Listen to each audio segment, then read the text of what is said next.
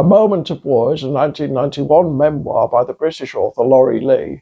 It's the first part of an autobiographical trilogy written over a period of more than 30 years, dealing with the author's childhood and early adulthood. The first part, Cider with Rosie, appeared in 1959. I've talked about it in a separate video, so I won't cover it again here.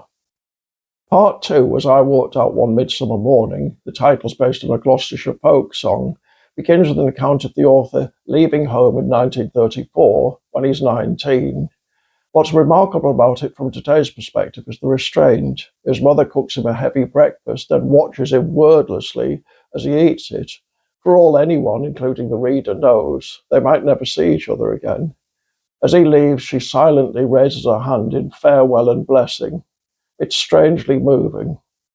Incredibly, Lee has no plan. He earns a living for a while busking with his violin.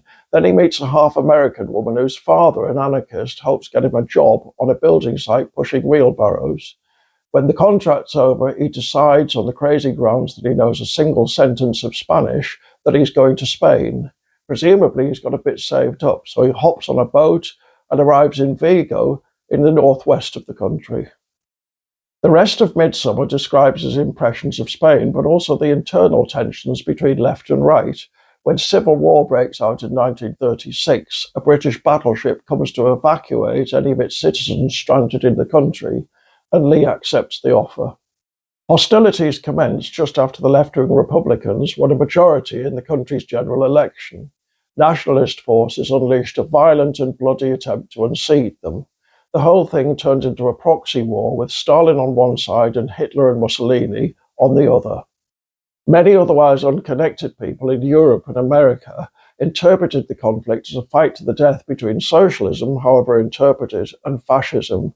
Those of a liberal persuasion flocked to join what were called the International Brigades so they could fight the nationalists on the ground.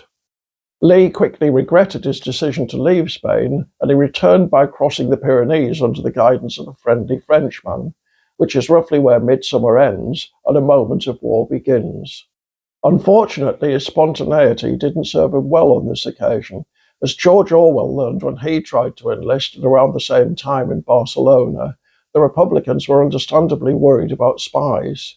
To join the International Brigades, you had to have the backing of a respected left-wing organisation in your own country, which of course Lee didn't have. So when he arrived in Spain, he was arrested and imprisoned. He thought he was about to be executed, but after some time, he was actually taken to join one of the International Brigades. I heard later that my progress had not gone unnoticed, he tells the reader by way of explanation. I must have been watched from France all the way through Perpignan. Nevertheless, it's not exactly the deliverance he's been seeking. Eventually, he decides there isn't that much difference between the two sides. He participates in the fighting for Teruel, but he learns that the Spanish don't particularly like the foreigners supposedly fighting on their behalves, and of course they're all seriously under-equipped.